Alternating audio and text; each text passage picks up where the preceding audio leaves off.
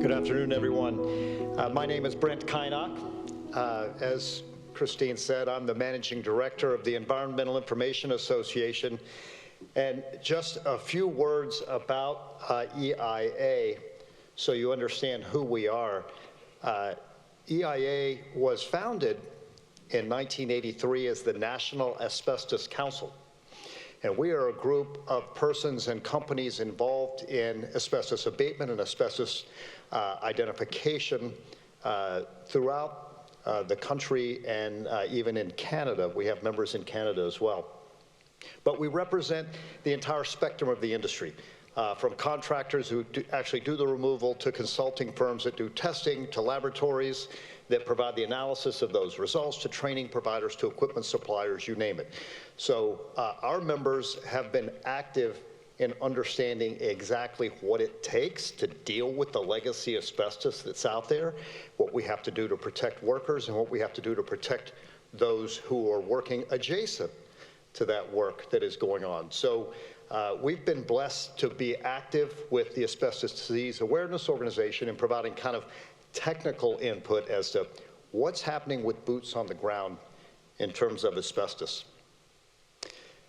When I thought about the confluence of prevention, policy, and progressive rulemaking, what you're going to hear me say is not a lot different than what you've heard others say already today.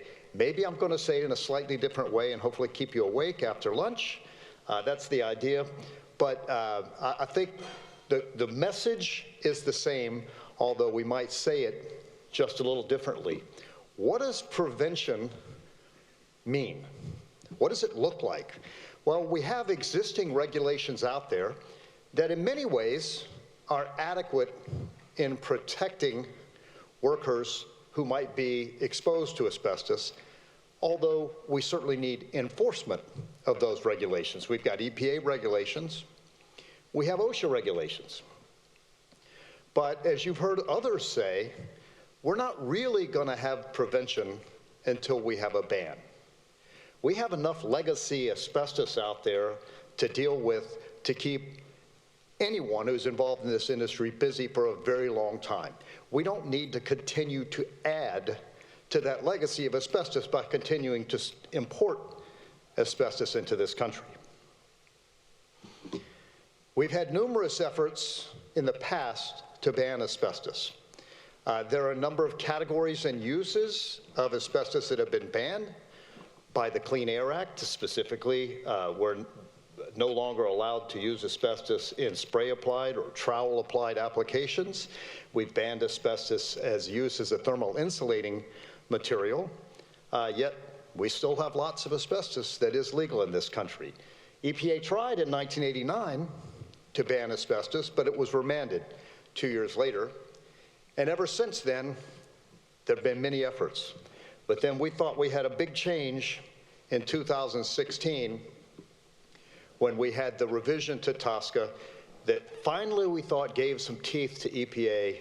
And all that time, from 1991 to 2016, asbestos was the poster child for TSCA reform. And here we are 7 years after the passage of that legislation, and we still haven't banned asbestos. So you see there the list of materials that are still legal in this country, and it's a pretty significant list. And we've been talking about the fact that the U.S. is behind, and there are many other countries that have banned asbestos. You know, get out your magnifying glass and look at this, because the list is pretty substantial of the other countries that have banned asbestos, and yet the U.S. still lags far behind in that process. So the EPA started after the passage of the revisions to TSCA with an analysis and rulemaking toward banning asbestos. And then I think all of us that have been involved in this fight would say that when we saw this come out in April of 2022, that EPA came out with a draft rule for regulating certain conditions of use for chrysotile. Well, this looks like a ban. No, that's not actually a ban. It's one fiber, and it's 6 conditions of use. And as you've heard others say, EPA broke this into a Part 1 on chrysotile and a Part 2. And because of efforts of organizations like ADAO suing the EPA to include legacy materials and other fibers, we now have seen a Part 2, and we're going to see some motion in that regard.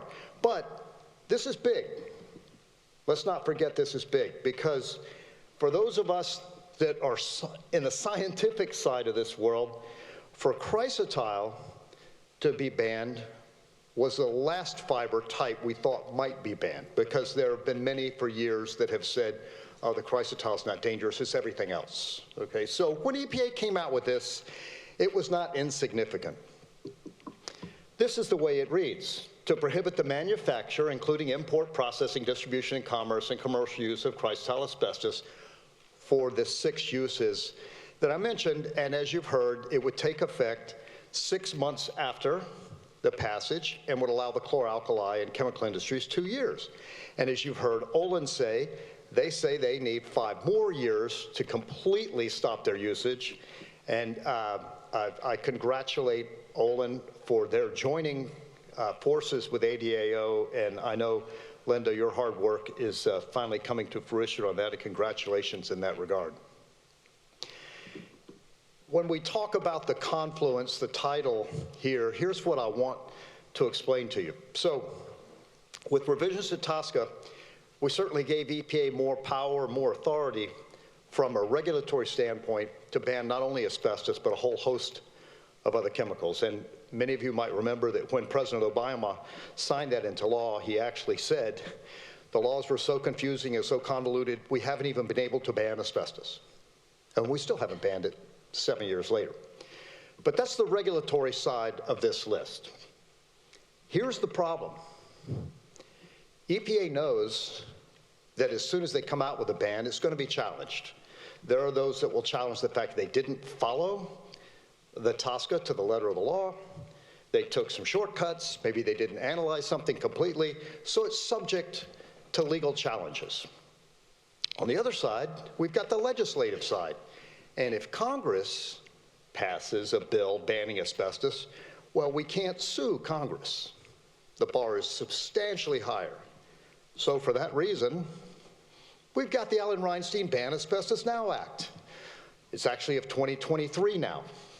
And that was introduced this past year on March 30th, 2023, a bicameral introduction. It has been opposed by many different organizations, not the one that you see right there.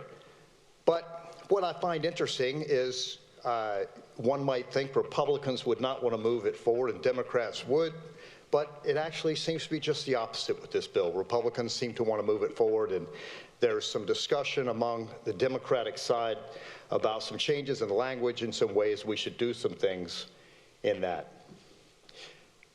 Probably our best bet for a ban, because EPA, quite frankly, is standing back like this with their hands in their pockets and saying, we know if we pass a ban, it's going to get sued. And we'll be doing this for years, and we're not actually going to ever be able to implement a ban. So Congress, you know, you gave us the authority to do this, but we don't want to do it. So we need you to do it for us. We need you to pass a law banning asbestos so that it can't be challenged.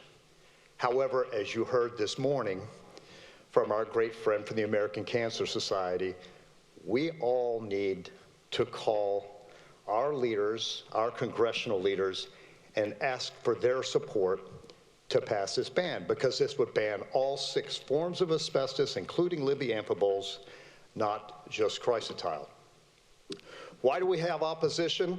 Well, there's lots of opposition. There's discussion about including talc in some of this. I think there may be some language there that we can get around. But as I said before, Republicans would like to move it forward. But also, never fear, we always have people out there helping us, and ProPublica did a great job last October with coming out with a story about the workers that have been exposed to asbestos because it was not banned, and these are workers involved in the chlor-alkali industry who has insisted for years that their workers are safe. The response after that article came out was immediate. 3 more House members agreed to co-sponsor our ban. The truth came out.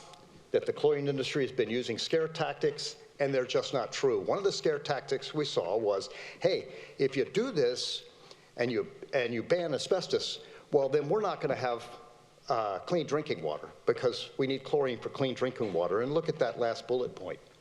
Only 5 to 6% of the total chlorine production is used for drinking water treatment.